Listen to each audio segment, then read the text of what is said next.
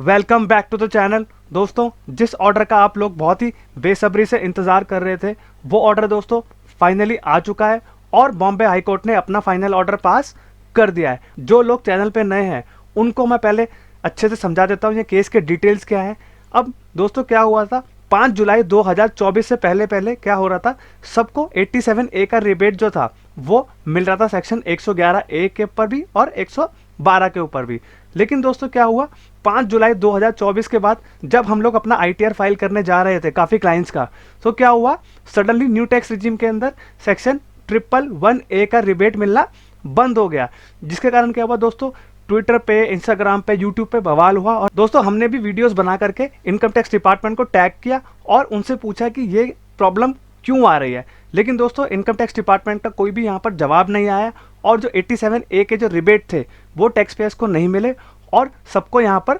Demand निकाल करके दे दी गई। दोस्तों 87A से जुड़ा जो केस था वो पहले गुजरात हाई कोर्ट में गया, हमने इसके ऊपर भी वीडियो बनाई थी। और दोस्तों ये जो केस था ये बॉम्बे हाई कोर्ट में भी यहाँ पर चल रहा था। अब दोस्तों जिसके कारण क्या हुआ, बॉम्बे हाई कोर्ट ने इनकम टैक्स डिपार्टमेंट को डायरेक्शन दी कि आपको क्या करना पड़ेगा, रिवाइज रिटर्न और अपना जो बिलेटेड रिटर्न है उसकी आपको ड्यू डेट बढ़ानी पड़ेगी। 9 जनवरी 2025 को इस केस की हियरिंग बॉम्बे हाई कोर्ट में चलनी थी, जिसके कारण हाई कोर्ट ने इनकम टैक्स डिपार्टमेंट को यहाँ पर ऑर्डर दिया कि आपको अपनी ड्यू डेट यहाँ पर बढ़ा देनी चाहिए, जो कि इनकम टैक्स डिपार्टमेंट ने दोस्तों यहाँ पर ऑब्लाइज किया और 15 जनवरी 2025 तक इनकम टैक्स की जो ड्यू डेट्स थे लेट फाइलिंग की और आपका रिवाइज रिटर्न की वो बढ़ा दी गई, जो जिससे कि हाई कोर्ट का यहाँ पर पालन हो पाए। अब दोस्तों हाई कोर्ट का जो ऑर्डर है वो पास हो चुका है। अब वो यहाँ पर हम लोग डिस्कस कर लेते हैं कि हाई कोर्ट ने यहाँ पर क्या ऑर्डर पास किया है। और दोस्तों यहाँ पर टैक्स पेयर के लिए बहुत ही दुख की बात है कि हाई कोर्ट ने भी यहाँ पर टैक्स पेयर्स का साथ नहीं दिया और अपनी यहाँ पर उन्होंने कन्नी सी काट लिया। पहले दोस्तों हम लोग हाई कोर्ट का एनालिसिस देख लेते हैं, उसके बाद यहाँ पर हम लोग फाइनल आउटकम की बात करेंगे कि क्या होना चाहिए और क्या हो गया है। यहाँ पर हाई कोर्ट का मैं आपको एनालिसिस बता देता हूँ, वो क्या बोल रहा है। We once again make it clear that we have not examined whether the stand of revenue or the petitioner is correct। अब यहाँ पर दोस्तों हाई कोर्ट बोल रहा है कि हम लोग दोस्तों यहाँ पर एग्जामिन नहीं कर पा रहे हैं कि जो रेवेन्यू डिपार्टमेंट यानी कि जो इनकम टैक्स डिपार्टमेंट और जो पेटिशन है दोनों में से यहाँ पर कौन सही है। But certainly at least for the purpose of whether to permit an assessee to make a claim और not is an issue which cannot be thrown away at the threshold by the respondent by simply tweaking the utility। अब दोस्तों high court ये बोल रहा है कि जो आपका 87A का रिबेट क्लेम करने का राइट है वो इनकम टैक्स डिपार्टमेंट या कोई भी डिपार्टमेंट आपसे छीन नहीं सकता है एक यूटिलिटी में चेंज करने के बाद। अब दोस्तों यहाँ पर मेरे को समझ नहीं आ रहा है कि हाई कोर्ट अपना एनालिसिस क्या देना चाह रहे हैं, कि ये लोग समझ नहीं पा रहे हैं कि यहाँ पर टैक्स पेयर के साथ ज्यादती हो रही है और यहाँ पर 87A का जो रिबेट उनका राइट था और जो कि एक्ट में भी बोला गया है वो यहाँ पर मिलना चाहिए। लेकिन हाई कोर्ट ने यहाँ पर सिंपली अपना पत्ता साफ कर लिया है और इस मैटर से बैकआउट हो गए हैं कि भाई हम लोग तो यहाँ पर जजमेंट ही नहीं कर पा रहे हैं कि डिपार्टमेंट ऑफ रेवेन्यू यानी कि CBDT सही है, इनकम टैक्स डिपार्टमेंट, और या पेटिशनर, दोनों में से सही कौन है। लेकिन दोस्तों यहाँ पर हाई कोर्ट जो है वो डिनाई नहीं कर रहा है कि आप अपना 87A का जो राइट है वो यहाँ पर क्लेम करने से आपको कोई रोक सकता है। अब दोस्तों हाई कोर्ट ने तो यहाँ पर ये बोल दिया है। अब हम देखते हैं दोस्तों फाइनल ऑर्डर में वो क्या बोलना चाह रहा है। यहाँ पे जो 4th पॉइंट है वो हम लोग दोस्तों यहाँ पे डिस्कस करते हैं। The issue of adjudication of eligibility of a claim under section 87A is left to the authorities under the act while processing the return filed by the assessee. अब दोस्तों हाई कोर्ट ने यहाँ पर बोल दिया है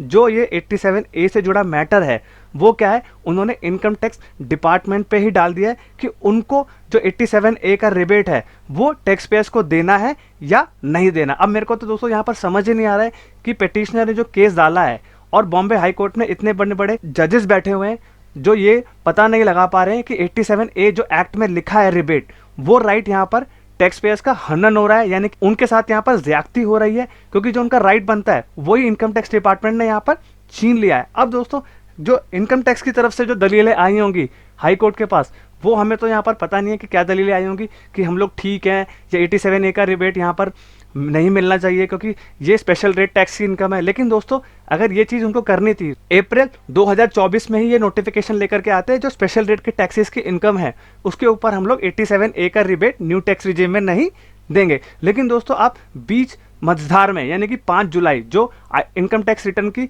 फाइनल ड्यू डेट है उससे पहले आप लोग क्या कर रहे हैं, अपने ही तरफ से यूटिलिटी में चेंजेस करके लेकर के आ गए और टैक्स पेयर के साथ यहाँ पे ज्यादती होना स्टार्ट हो गई, उनको यहाँ पर डिमांड के नोटिस धड़ाधड़ दे दिए गए। लेकिन दोस्तों काफ़ी चैलेंजेस के बाद भी यहाँ पर ये मैटर सॉल्व नहीं हो पा रहा है, और ये दोस्तों बहुत ही दुख की बात है कि हाई कोर्ट भी यहाँ पर कोई एनालिसिस नहीं दे पा रहा, ना वो फाइनल आउटकम भी इनकम टैक्स के फेवर में ही यहाँ पर दिया है कि सब कुछ तो इनकम टैक्स डिपार्टमेंट पे ही डाल दिया जाएगा और यहाँ पर टैक्स पेयर की कोई सुनवाई नहीं है। अब दोस्तों हाई कोर्ट ने जो बोला था आप 87A का राइट जो है वो टैक्स पेयर से ले नहीं सकते, लेकिन दोस्तों इनकम टैक्स डिपार्टमेंट ने यहाँ क्या करा, 1 जनवरी 2025 को यूटिलिटीज में चेंजेस लेकर के आ गए, जो कि हाई कोर्ट के ऑर्डर का उन्होंने पालन किया, और टैक्स पेयर्स ने अपना क्या करा, रिवाइज रिटर्न फाइल किया। अब दोस्तों मैटर ये रहेगा जब उनका ITR प्रोसेस होगा तब उनको ये रिबेट या रिफंड जो भी बनेगा उनका वो मिलेगा या नहीं मिलेगा। मेरे को तो दोस्तों लगता नहीं इनकम टैक्स डिपार्टमेंट कुछ भी करेगा और उनके जो रिफंड्स हैं वो यहाँ पर प्रोसेस भी